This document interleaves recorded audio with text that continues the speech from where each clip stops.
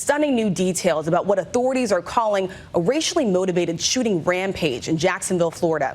Police identifying the suspect as 21-year-old Ryan Christopher Palmetter, the white male allegedly shooting and killing 3 black people. Investigators releasing this chilling video of the suspect entering the Dollar General store on Saturday. He was armed with an AR-15 style rifle. Police say he fired multiple rounds before turning the gun on himself. The rampage was 11 minutes long. The Jacksonville community in mourning tonight, remembering the victims with vigils and gathering in prayer circles. All this taking place as thousands gathered in the nation's capital on Saturday to mark the 60th anniversary of the March on Washington. The sheriff saying the hate that motivated this shooting only adds an additional layer of heartbreak. ABC's Alex Prechet leads us off from Jacksonville. Tonight, chilling new video of that alleged gunman that authorities say carried out that horrific racially motivated attack at a Jacksonville Dollar General as his community remembers the 3 victims killed. I want to begin by honoring the 3 precious lives that were lost yesterday. Angela Michelle Carr, 52 years old. Anolt Joseph, or AJ Laguerre Jr., 19 years old. And Gerald Deshaun Gallion, 29 years old. Authorities say they were senselessly gunned down because they were black. The alleged gunman identified as 21-year-old Ryan Christopher Palmetter. Authorities saying that before the shooting, Palmetter was spotted at a historically black university, an Edward Waters University security guard engaging and forcing the alleged shooter to drive away.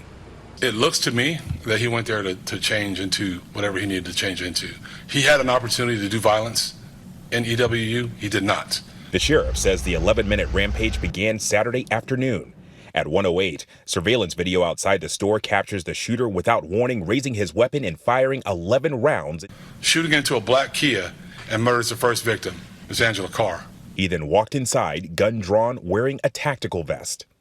The suspect enters the Dollar General store and engages the second victim, a young 19-year-old victim, Anolt Laguerre. One of his guns with a white swastika painted on it. Authorities say minutes later, Gerald Gallion entered the store with his girlfriend. The gunman killing Gallion and missing his girlfriend. At 1:18, 10 minutes into the shooting, the gunman allegedly texts his father telling his dad to check his computer.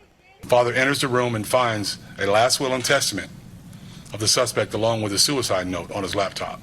By 1:53, the suspect's family called to alert the Clay County Sheriff's Office. But by that time, the rampage was over, the shooter dying by suicide as officers arrived on scene.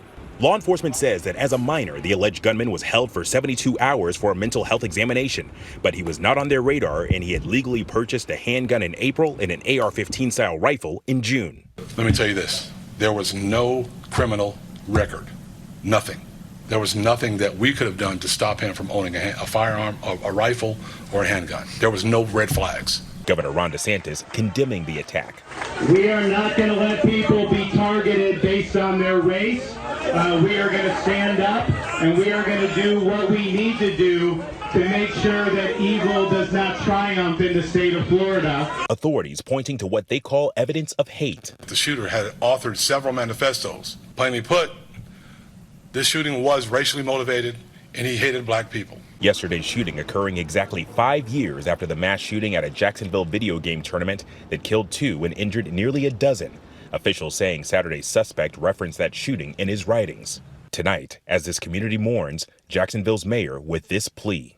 All I will say is we must come together and we must start valuing all of our humanity. We all have the same blood. We all have the same bones.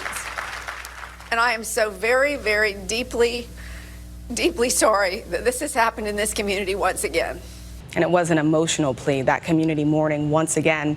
Alex Prechet joins us now live from Florida. And Alex, what are authorities saying tonight about any possible connection between the shooter and the victims? Rachel, right now, authorities are saying there is no connection. Jacksonville sheriff saying that Palmetter was completely irrational, but at the same time knew what he was doing. Now, President Biden has responded to the shooting, saying there is no place for white supremacy in America. The FBI, Rachel, is now investigating this as a hate crime. Rachel? The FBI promising every resource for as long as it takes. Alex, thank you.